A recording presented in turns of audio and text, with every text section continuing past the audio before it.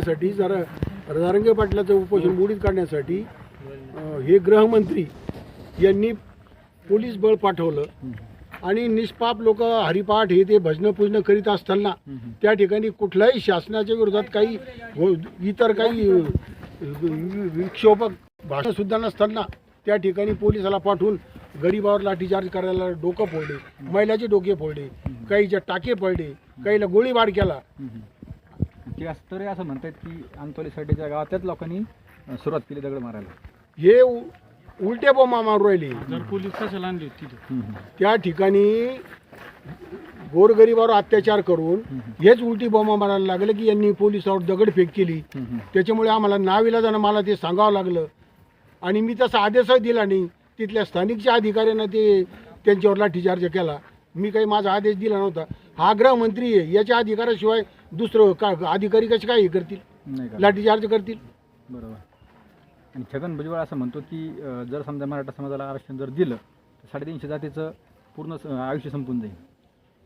त्यांना त्याच्या 350 जातीचं आतापर्यंत त्याच्यामध्ये त्यांच्या भेटीला आलोच, परंतु कन्नड तालुका छत्रपती संभाजीनगर यामध्ये जर उमेदवार द्यायचा असेल तर त्यामध्ये लायकीचा उमेदवार म्हणून डॉक्टर अशोक पवार यांना द्यावं हे सांगण्यासाठी आम्ही आलो. आता जरांगे पाटलांना समजा दुसरा उमेदवार जर द्याला तर तुम्ही त्याचं काम करता का? आणि जरांगे पाटील जो उमेदवार देतील एक समाज बांधव म्हणून त्यांचा आदेश म्हणून आम्ही त्यांचं काम करणार.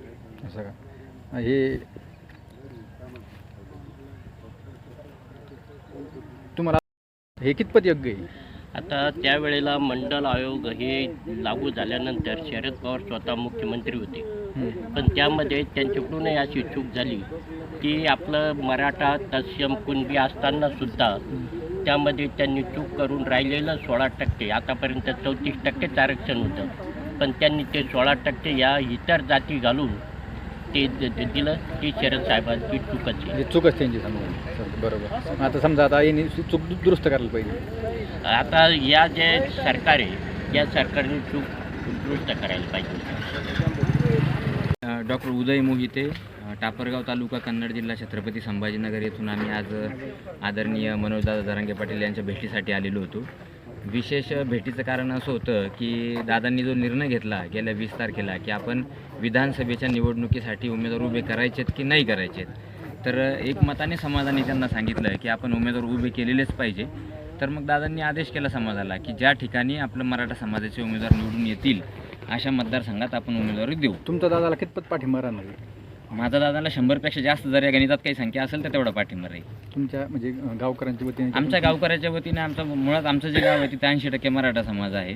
80% मराठा समाजात 70% जरी वोटिंग झालं तरी तेवढं मतदान आम्ही दादांनी उमेदवार दिला. दादांनी जर दुसरा उमेदवार दिला तर तुम्ही त्याला पाठिंबा देता? दादा जो कोणी उमेदवार देतील त्या उमेदवाराला आम्ही काम करू, पण दादांना आमचं एवढं असं म्हणणं आहे की उमेदवार देतानाच आपली निवड व्यवस्थित असावी. म्हणजे आम्ही दादाला काही आदेशित करणार नाही, पण मुळात आमचा मुद्दा असा आहे की ज्या व्यक्तीने आंदोलनात 14 महिने घालवले, तुमच्या प्रत्येक सभेला दादांनी ज्यावेळेस आमचे डॉक्टर अशोक पवार म्हणून आहेत त्यांनी कुणबी नोंदी तपासण्यापासून लोकांना कुणबी प्रमाणपत्र वितरित करण्याचा कार्यक्रम केला.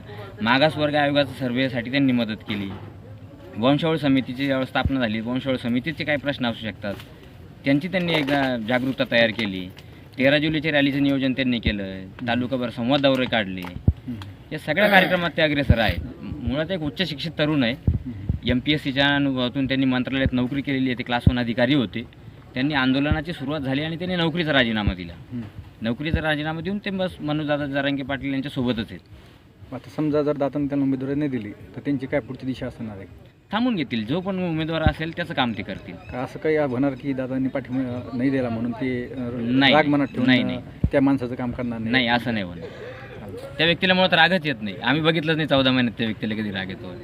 राजकारणी लोक असं म्हणतात की हे निवडणूक झाली तर जरांगे विक्टर काहीच नाही राहणार, याबद्दल तुमचं काय म्हणणं आहे?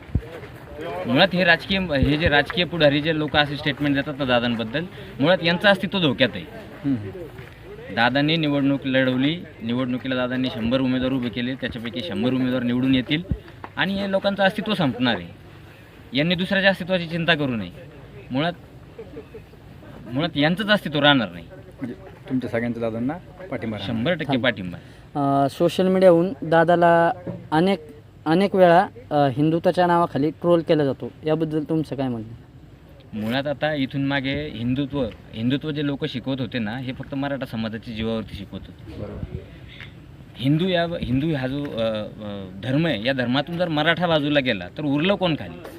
काल परवा ज्यावेळेस मुस्लिम समाजाने मनोजदादा जरांगे पाटील यांना वाढता पाठिंबा ज्यावेळेस दिसायला लागला या लोकांना, त्यावेळेस यांनी अनेक प्रयत्न केले की मुस्लिम समाज कसा बाजूला जाईल. असे कितीतरी धोरणं यांनी वापरून बघितले, पण त्याचा काही उपयोग झाला नाही.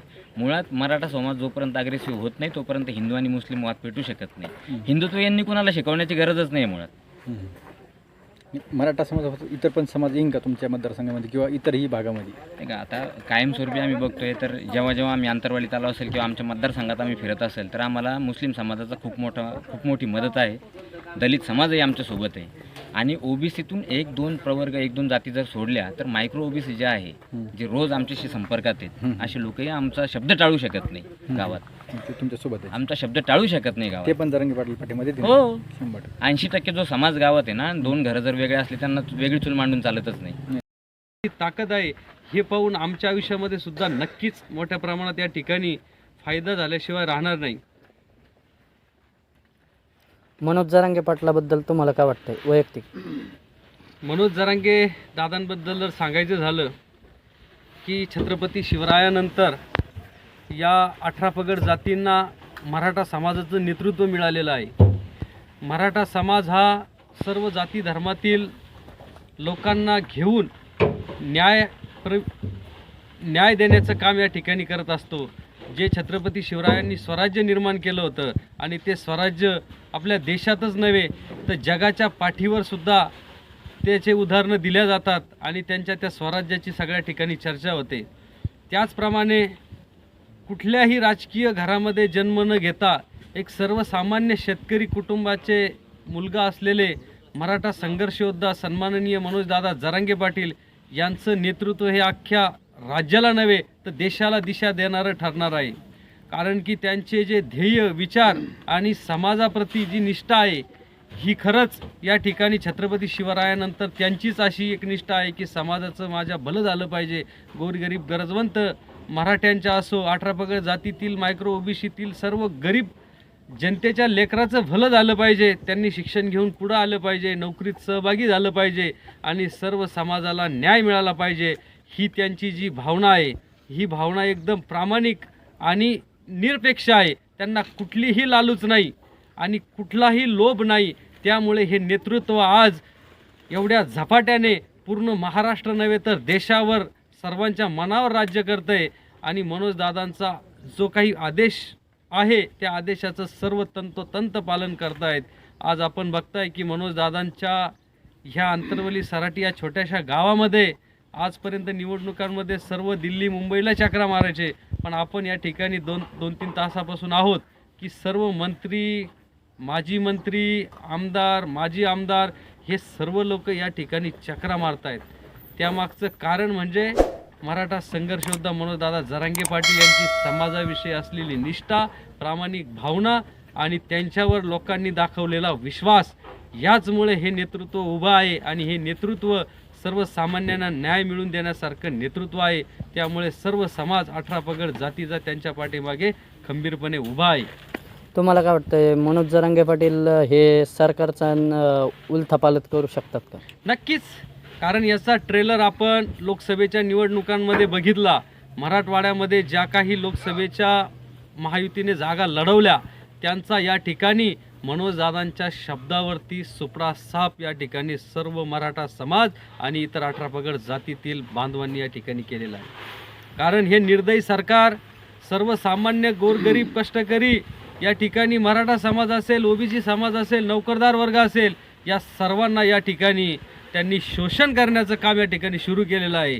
कारण ज्या ज्या ठिकाणी आपण शासकीय कार्यालय असू द्या, वैयक्तिक लाभाच्या योजना असू द्या, कुठलंही काम पैसे दिल्याशिवाय होत नाही. हे मंत्री असेल, संत्री असेल, आमदार असेल, खासदार असेल, यांचे हप्ते ठरलेले आणि ह्या हप्त्यासाठी सर्वसामान्य जनतेची या ठिकाणी शोषण आणि लूट हे करतायत.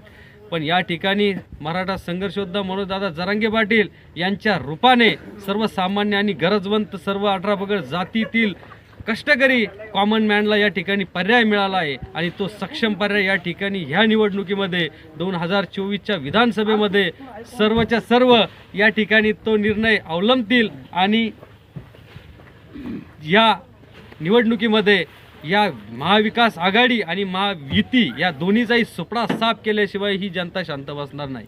काही राजकीय नेते म्हणतात त्या शरीराची चाळणी केली तरी सुद्धा काही लोक जरांगे पाटलाला विरोध करतायत की त्यांना असं हिनवतायत की ते हिंदुत्व विसरलेत आणि ते शरद पवारचं काम करतायत. त्याबद्दल तुम्ही काय सांगा? यामध्ये सर्वात महत्त्वाची गोष्ट आहे, पहिल्या दिवसापासून सन्माननीय जरांगे साहेबांनी जे काही निर्णय घेतले ते कुठंही चार भिंतीच्या आत एकही निर्णय घेतलेला नाही.